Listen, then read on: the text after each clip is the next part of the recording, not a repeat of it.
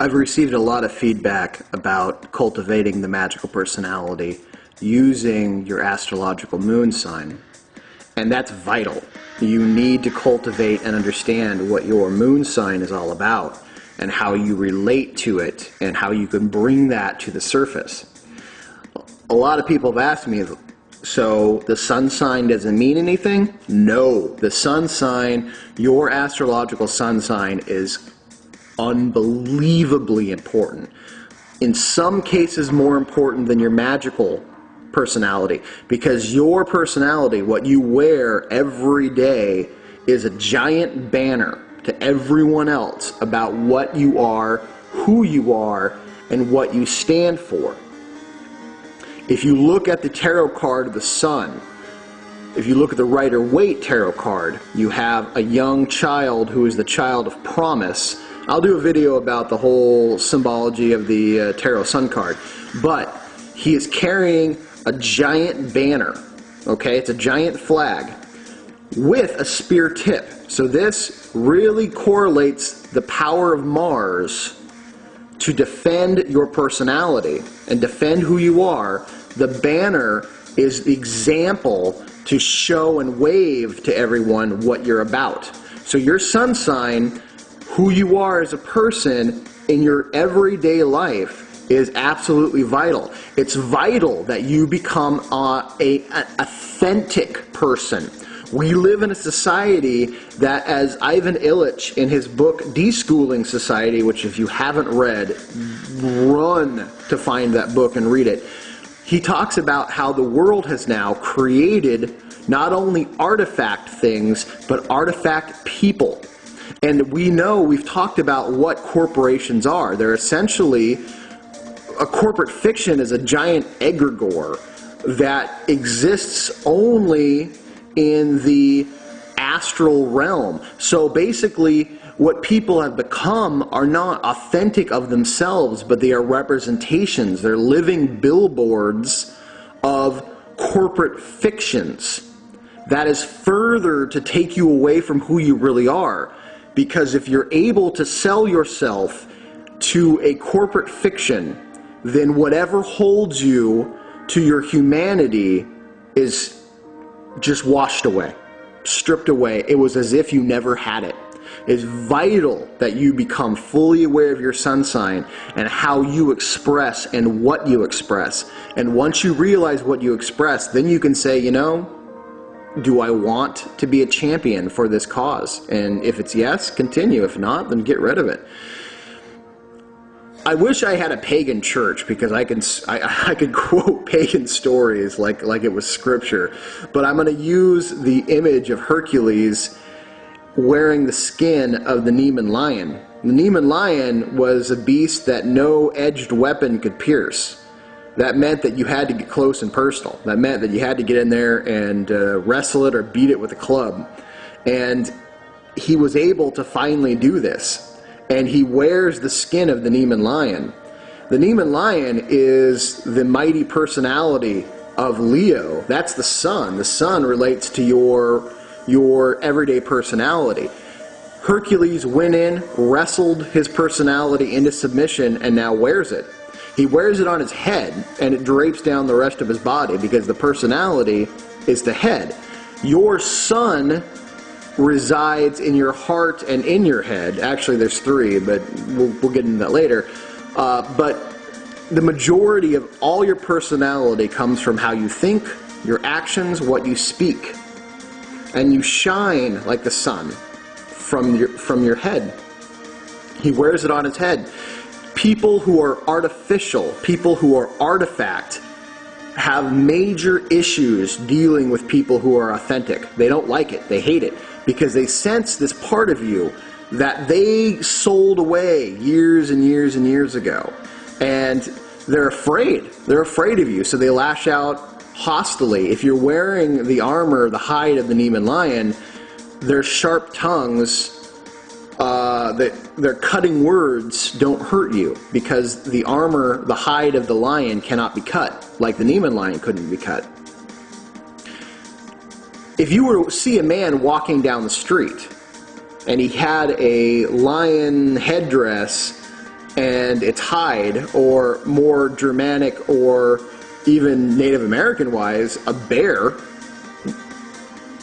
then, and you realize that not only did this person wrestle this mighty beast, but also was able to kill it with his bare hands, skin it, and now wears it because it's his, he owns it, most people are going to be very, very timid and very afraid of this person because they can't find any part within their artificial self that they would ever be able to do this.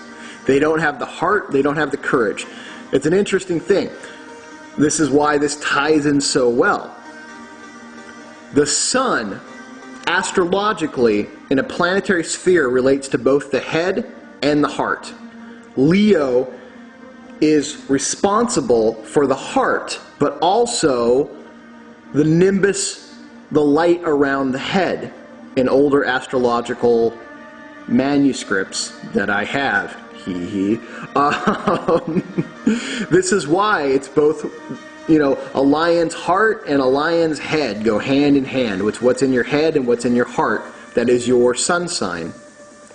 Hercules wears the mighty sun sign of Leo himself. Let's really think about that for a second. The mightiest astrological power out there, and Hercules wears it. He wears it as his armor. That's pretty fucking impressive, guys. So think about it that way, okay? I'm gonna illustrate this point even further. And I don't mean it to be elitist, because talking about the sun is talking about you. And there is an example that you set. And so it borderlines between being an example and being an egomaniac. It's a fine line, but you gotta understand that it's one that you need to be careful not to blur. And so in my stories that I use, I'm very careful not to blur it. So someone asked me to go to a gym yesterday on Samhain or Halloween in the morning, and I hate gyms because I know what it's about. I know that it's a place to sell an image that is not necessarily true, that's corporate, and make you feel that it's real, and sell yourself to try to accomplish something that truly isn't you. Okay? It's all corporate illusion. But people spend their lives there, their fears there, they develop their fears there, and they spend lots and lots and lots of money. And you sign a contract stating that you can use their gym, and you can, but they know and they bet on the fact that you won't. Interesting. So they make money off you as you go there to feel better about yourself, and you actually go there and you feel worse about yourself, and then you're locked into a 12-month contract. Do you see the magic behind that? The dark magic behind that? It's a corporate thing. It's all corporate. So I go there. I give them my one-day free pass. I tell the salesman I'm not interested and to back away from me. I am going to go throw some heavy iron. He doesn't really seem to understand what that means, which is weird because he's a salesman at a gym. And I take this friend of mine upstairs to, a pretty decent training facility. And out in front of us spills a gigantic ocean of a bunch of dudes in affliction, in tap out, oh God, in skin, in death throne, and every death clutch, and every sort of I'm a gladiator, but nowhere near a pit clothing line, okay? It's fucking funny to me, but oh well, because I love the sport of combat sports, but there is an underlining current of violence that I don't agree with. And MMA looks much like the world of boxing these days, with throne matches and backroom deals, whatever. So I walk right past it. I'm in sweat shorts and a ripped up gray t-shirt with nothing on it, because I'm not going to express a corporate logo. I walk right past all the machines. I walk past a bunch of the dudes who do some little 35-pound curls and then do some flexing in the mirror. Everyone's puffed up and ready to fight. I walk past the guy who's, pressing 40 pounds over his head, screaming and yelling like he's a barbarian because, the Norse were known for their mighty 40-pound press. There are stones that you had to lift to be a warrior, and they were in the hundreds of pounds, okay? Hundreds of pounds for you to say that you were a warrior. I walk over to the big dumbbells. Now, these are the dumbbells that I've got to blow the dust off of to see, is it the 120, the 125, or the 130? I'm a man who has trained himself in his backyard, in a basement gym, behind in an alleyway at midnight because I had to work till midnight, and then I could only get an hour of training in between midnight and 1 a.m. I'm a guy who's trained himself in the old school ways, when strength was the most important thing, and I didn't sacrifice anything to get it. I walked to the 130-pound dumbbell. Now, this isn't elitism. This isn't look what I can do, you can't. This is not what this is, so stop it. What this is simplicity and sanity restored. I pick up the 130-pound dumbbell, I set it down. I'm going to do some one-hand snatching. Okay, I'm going to do one-hand snatches and one-hand pressing. Okay? I begin my program with my right arm. And for those of you who want, especially guys, if you want superhuman strength, follow this instruction. You get a heavy weight. Learn, YouTube it, what a one-hand snatch is with a dumbbell. Okay? With my right hand, one-hand snatch over my head, brought to my shoulder, grind out a one-arm press, I put it down in front of me. Switch to my left hand one-hand snatch. Above my head, bring it down to my shoulder, grind out a one-hand press, set it down, go to my right hand. I'm alternating hands, okay? I go to work. I'm not there to puff up and look around and try to look like I can maybe fight you, okay? No one in that place intimidated me. No one in that place even brought to my attention the possibility that I might be in any way threatened.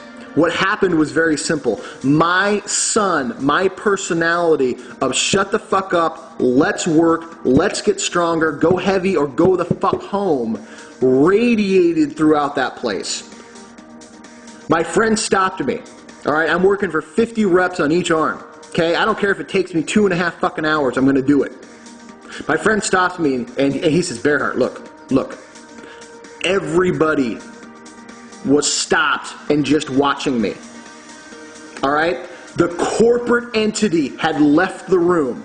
The sun's light, the light of the sun banishes the phantoms.